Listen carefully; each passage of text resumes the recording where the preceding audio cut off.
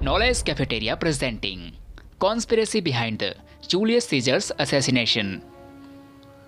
Alexander की मूर्ति के नीचे खड़ा एक शख्स बहुत उदास है। उसे भी अलेक्जेंडर की तरह प्रसिद्धि हासिल करनी है, पर किसे पता था कि एक दिन वो अनजान शख्स दुनिया का सबसे ताकतवर इंसान बनेगा। वह शख्स था जूलियस सीजर। जूलियस सीजर का नाम सुनते ही रोम की याद आती है। रोम की पुरानी इमारतें, रोम का पुराना शहर, आखिर रोम की शान था जूलियस सीजर। रोम 100 BC। रोम में एक बच्चे का जन्म होता है जिसका नाम रखा जाता है कायस जूलियस सीजर। 6 साल का होते ही सीजर ने शिक्षा हासिल करनी शुरू कर दी।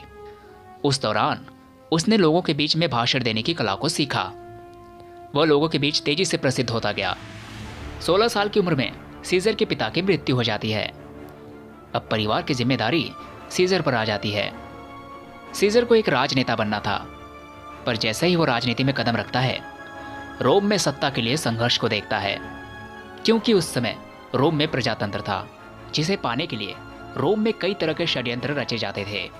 सीजर को कौंसल पद पर विराजमान होना था, पर शुरुआत में सीजर रोम की सेना में शामिल हो जाता है और नए अभियानों पर निकल जाता है। उस दौरान रोम की सेना ने अन्य देशों के साथ कई लड़ाइयां लड़ी। हर लड़ाई में सीजर उभरता गया। धीरे धीरे वो रोम की सेना का हीरो बन गया। अब सीजर सेना का नेतृत्व करने लगा और एक के बाद एक राज्यों को रोम में मिलाता गया। सेना में सीजर की इस कदर प्रसिद्धि को देखते हुए खुद रोम का सेनापति पोम्पे द ग्रेट सीजर से जलने लगता है। उसे डर है कि सीजर मेरी जगह ना ले ले, क्योंकि रोम की जनता भी अब मानने लगी है कि सीजर की लोकप्रियता रोम के सेनापति से भी ज़्यादा है। वही रोम में ब्रूटस नाम का व्यक्ति है जो सीजर का घनिष्ठ मित्र है, जिसे सीजर अपने बेटे की तरह मानता है। ब्रूटस को रोम की चिंता सताई जा रही है। रोम के प्रति उसका देश प्रेम अपने परिवार से भी ज़्यादा है। अब रोम में सीजर की लोकप्रियता इस कदर बढ़ जाती है कि कौंसल पद के चुनाव में रोम की जनता द्वारा सीजर को चुन लिया जाता है। वह रोम के नियम के मुताबिक 1 साल तक कौंसल पद पर विराजमान रहता है। 1 साल बाद जूलियस सीजर फिर से ऐलान करता है कि वो कौंसल पद का चुनाव दोबारा लड़ेगा, पर पोम्पे द ग्रेट जो रोम का सेनापति है, वो जानता है कि अगर सीजर ने दोबारा चुनाव लड़ा तो वो फिर जीत जाएगा। इसलिए वो सीजर के खिलाफ युद्ध का ऐलान कर देता है। 49 BC सीजर और पोम्पे द ग्रेट में युद्ध छिड़ जाता है। सीजर पोम्पे द ग्रेट को रोम से खदेड़ देता है और रोम का राजा बन जाता है, जिससे प्रजातंत्र समाप्त हो जाता है। इस दौरान सीजर और पोम्पे के बीच युद्ध जारी रहता है। इस बार सीजर ने पोम्पे को मिस्र तक खदेड़ दिया। मिस्र के राजा को यह डर सताने लगा कि कहीं सीजर मिस्र पर भी अटैक ना कर दे। इसलिए सीजर को खुश करने के लिए मिस्र के राजा ने सीजर के दुश्मन पोम्पे का सर काटकर सीजर को तोहफे के रूप में पेश करता है। जंग खत्म होने के बाद सीजर वापस रोम की तरफ लौटता है। अब वह दुनिया का सबसे ताकतवर इंसान बन चुका है। रोम की जनता द्वारा उसका भव्य स्वागत किया जाता है। रोम में नई इमारतें बनवाई जाती हैं, नए मंदिर बनवाए जाते हैं। सीजर रोम में जूलियन कैलेंडर की शुरुआत करता है। जुलाई महीने का नाम जूलियस सीजर के नाम पर ही रखा गया है। सीजर की लोकप्रियता को देखते हुए उसके विरोधी सीजर की हत्या के लिए षड्यंत्र रचते हैं, जिसका नेता कैसियस होता है, जो सीजर से सबसे ज़्यादा नफरत करता है।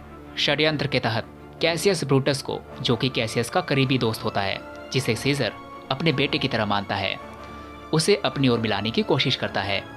पर ब्रूटस एक अच्छा इंसान है, वह खून खराबा नहीं चाहता। पर कैसियस ब्रूटस को सीजर के खिलाफ भड़काता है। वो उसे कहता है, सीजर से पहले रोम में प्रजातंत्र था। पूरा रोम जानता है कि तुमसे बड़ा देश प्रेमी कोई नहीं है। क्या होगा रोम का जब सीजर रोम पर अपनी तानाशाही स्थापित कर देगा। ब्रूटस को भी लगने लगा कि सीजर रोम पर निरंकुश शासन व्यवस्था की स्थापना करेगा। वह धीरे धीरे कैसियस की बातों में आने लगता है। वहीं रोम की जनता में से एक व्यक्ति सीजर के पास आता है और कहता है, आने वाली 15 तारीख को आप सजग रहें। पर सीजर उसकी बात को अनदेखा कर देता है। उधर कैसियस ब्रूटस को पूरी तरह अपनी ओर शामिल कर लेता है। ब्रूटस के लिए कर पाना बहुत मुश्किल है। वो धर्म संकट में है। एक तरफ उसकी जान से भी प्यारा रोम और दूसरी तरफ एक पिता के समान दोस्त।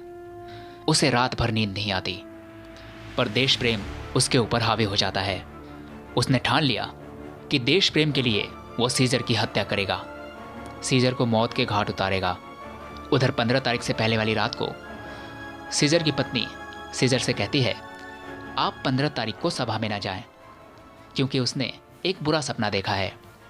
पर सीजर उसे समझाता है, कहता है कि सपने कभी सच नहीं होते। अब आ जाती है वो 15 तारीख, जिसका सीजर के विरोधियों को लंबे समय से इंतजार था। सीजर सभा में प्रवेश करता है। वो देखता है कि सभा में खड़े सभी लोग जिनके हाथों में हथियार है, वो उसकी तरफ धीरे धीरे बढ़ रहे हैं।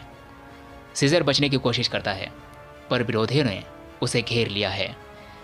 एक एक करके लगातार 23 चाकू सीजर के शरीर में घुसाए जाते हैं। सीजर जमीन पर गिर जाता है और सामने जब वो ब्रूटस को देखता है तो मरते वक्त कहता है, तुम भी बेटे। इतना कह के वो मर जाता है। रोम में आक्रोश ना फैल जाए, इसलिए उसके कातिल रोम की जनता को बताते हैं कि उन्होंने रोम की भलाई के लिए सीजर की हत्या कर दी है।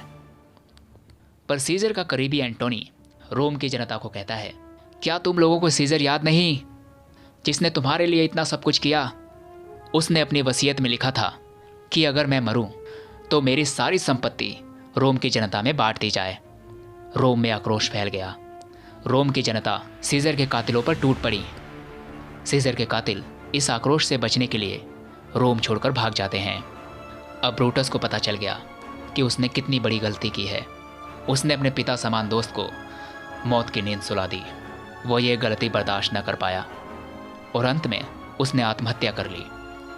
रोम का अगला राजा बनता है सीजर का नेफ्यू ऑक्टेवियस।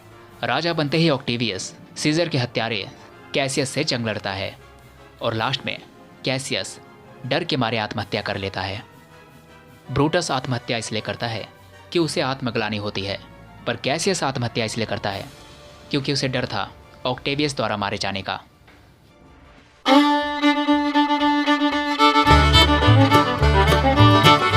ये थी कहानी जूलियस सीजर की। आई होप आपको पसंद आई होगी। अगर पसंद आई हो तो लाइक, शेयर एंड सब्सक्राइब जरूर करना। तो फिर मिलेंगे। Thank you.